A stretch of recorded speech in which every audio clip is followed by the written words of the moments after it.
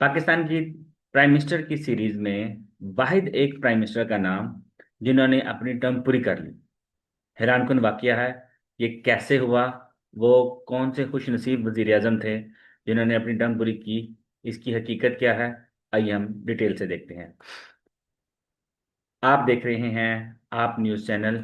मैं हूं आपका होस्ट अमजद अता, और हमारे साथ हैं हमारी को होस्ट मिस सबा हदैदरी सबा।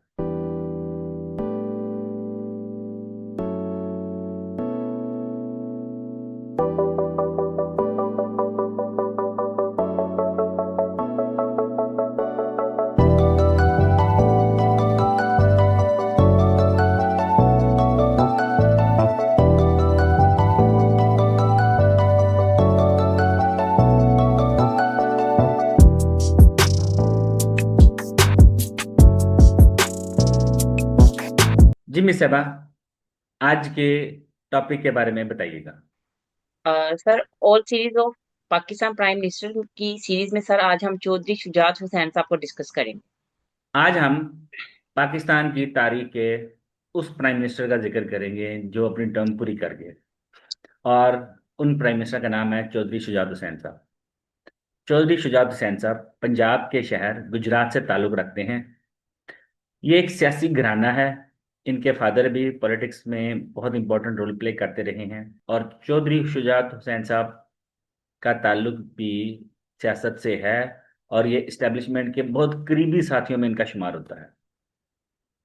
ये माजी में पाकिस्तान मुस्लिम लीग, जो कि जुनीजो साहब के अंडर चल रही थी, उसका हिस्सा थे। फिर ये पाकिस्तान मुस्लिम लीग नून का भी हिस्सा रहे हैं। उसके बाद ये पाकिस्तान मुस्लिम लीग काफ के ये सदर बन गए।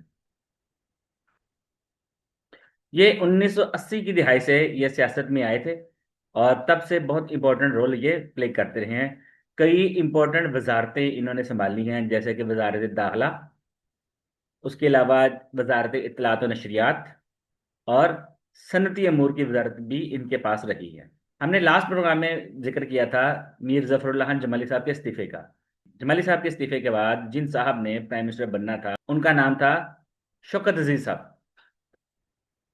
अब शौकत अजीज साहब उस वक्त सेनेट के मेंबर थे, और ये तय किया गया कि जब तक वो नेशनल असेंबली का इलेक्शन नहीं लड़ते, तब तक ये जो दरमियान में टर्न्योर है, इस टर्न्योर में चौधरी शुजात हुसैन साहब प्राइम मिनिस्टर बनेंगे।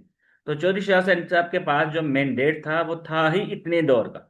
इसलिए बाद मुबसरीन कहते हैं कि ये वाहिद प्राइम मिनिस्टर हैं जो अपना टर्न्योर पूरा करके 30 जून 2004 से 23 अगस्त 2004 तक इनके पास टाइम था।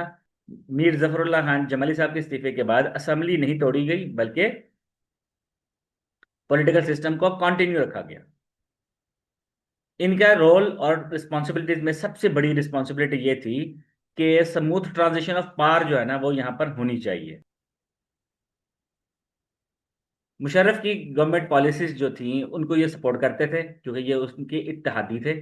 शौकत अजीज साहब ने कौमी असम्बली का इलेक्शन जीत लिया, और वो असम्बली में पहुंचे, तो चौधरी शुजात हुसैन साहब स्टेप डाउन कर गए। और इनको ब्रिज बिल्डर कहा जाता है कि ये सियासत के ब्रिज बिल्डर हैं। अक्सर मामलात में जहां पर इनको बिठाया जाए, ये मसले को हल कर लेते हैं। जैसा कि हमने भी बताया कि शौकत अजीज साहब ने कौमी असम्बली का इलेक्शन जीत लिया, और इसके बाद ये prime minister of Pakistan appoint कर दिए गए। प्राइम मिनिस्टर सीरीज में जो नेक्स्ट हम जिस प्राइम मिनिस्टर पे बात करेंगे वो शौकत अजीज साहब हैं। आपको हमारा प्रोग्राम कैसे लगा? अपनी राय के बारे में जरूर बताइएगा। आज के हमारे इस वीलॉग का वक्त इख्तिताम तक पहुंचता है। नेक्स्ट वीलॉग तक आप हमें इजाजत, इस दुआ के साथ कि अल्लाह तबारक ताला पूरी दुनिया के मुसलमानों और खुसूसन पाकिस्तानियों की तमाम मुश्किलात को आसान करे। पाकिस्तान जिंदाबाद।